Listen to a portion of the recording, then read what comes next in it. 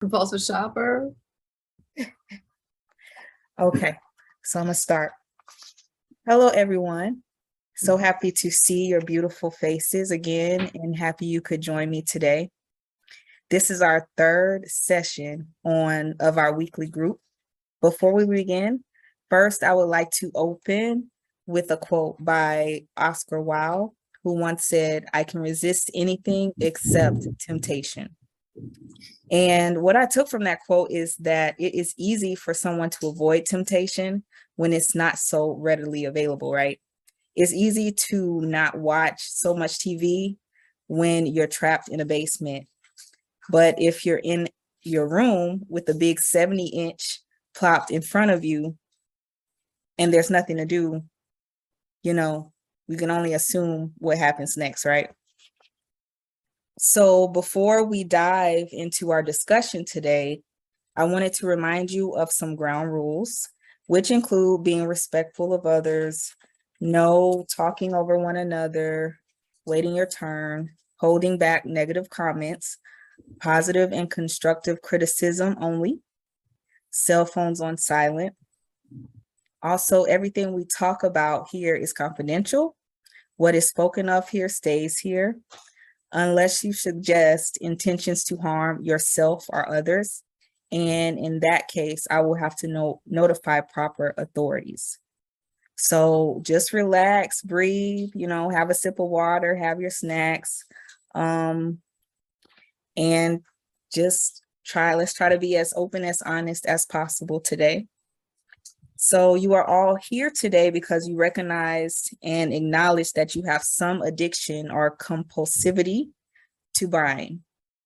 Last week, we focused on what caused or led to this compulsivity or addiction to buy, and you also set a goal to look at your budget and finances.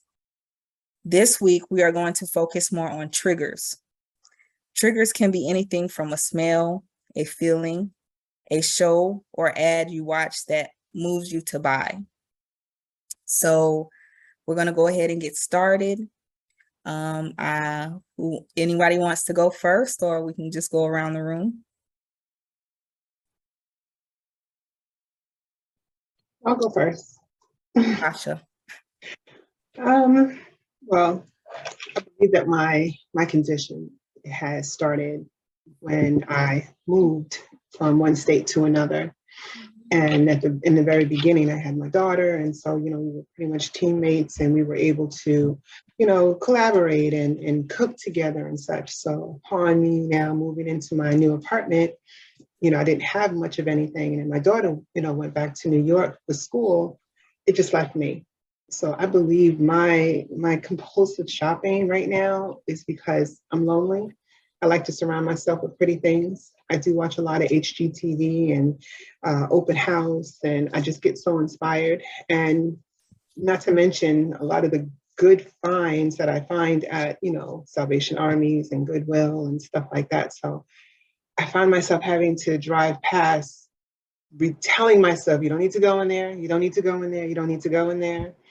And yet I still circle back just to see. I'm just gonna look, let me just look. And then all of a sudden, the thing that I've been thinking about, there it is, it's on sale, half off, gotta get it, and then now I'm to the point where everything is fully furnished. I try to call myself a minimalist, but still I kind of find a corner to add something.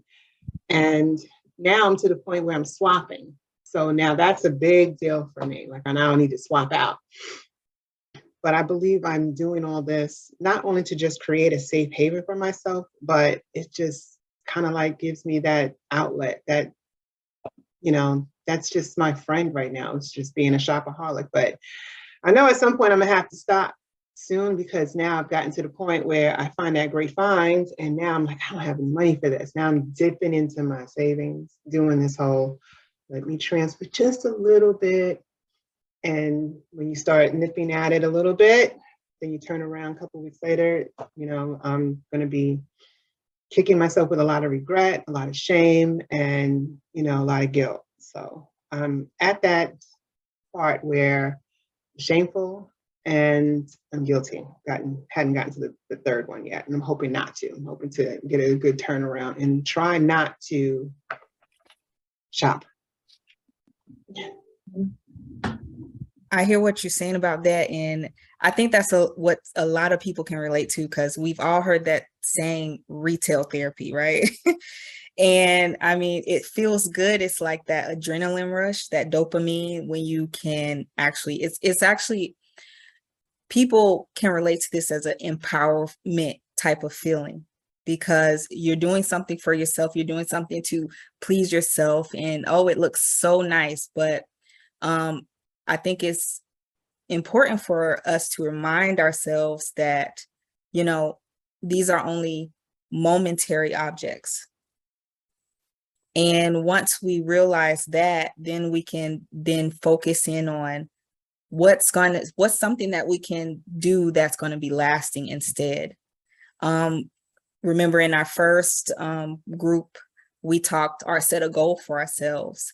And Tasha, I don't know what was that goal you set for you see in the next year of doing something that you been wanting to do but just couldn't come around to it because of, you know, finances or budgeting? I want to take a vacation, you know, and that's something that I'm trying to look forward to. You know, my daughter's about to turn 21 in November, and she's on my turkey baby. So she was born on Thanksgiving, and her birthday falls directly on Thanksgiving. So I want to take her away. But if I keep finding these good finds, I'm not going to get that good ticket to go away. So I'm trying, that's my goal, is to not buy anything and just tell myself, do I really need it? Even though it's cute, it's shiny, it's nice. You know, I'm trying very hard, and I know it's because I'm bored, and that's just my only outlet around here right now. Yeah. So even that's good to have that. And like, even when you feel bored or intrigued to buy, even like taking the time to take pictures of where you plan on going, and like pasting that to your vision board instead of buying. So that way it gives you something to look forward to instead of just going to that compulsivity. Anybody want to go next?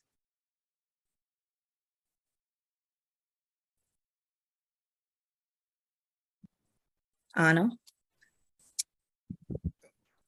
Yeah, I've been thinking a lot about, because I think it's actually really complicated why I buy things. I think some of it is because I was raised without much money. So when I feel like I've got a certain amount of money, more than what it takes to live, I sort of feel like it's extra. So instead of planning or being like, okay, this money's allocated for something more or for building or doing, I just feel like it's extra. And I think that's part of that. And the other is when I'm upset with my husband, or I feel like he's been really selfish, I sort of feel like I owe myself in my relationship. Like, okay, he's not thinking about me, so I'm going to think about me. And then the other is that I feel really guilty about buying things for myself. So I actually buy things for other people, like crazy things for other people who aren't even particularly close to me. And I've thought about why I do that, and maybe it's to like create relationships. So we have a crazy lightning storm here, so I don't know if you can hear it. And I'm not really sure what that's about. It like gives me pleasure because like somebody who's not expecting something or can't afford it gets it. But then when I look back on it, or when my husband and I talk about it, like we can't afford it either. So it's like really hard. It's been really hard for me to sort of figure that out. But we talk about doing things and we don't do them, and often money's the reason. And actually money should not be the reason. Like I could have made different decisions.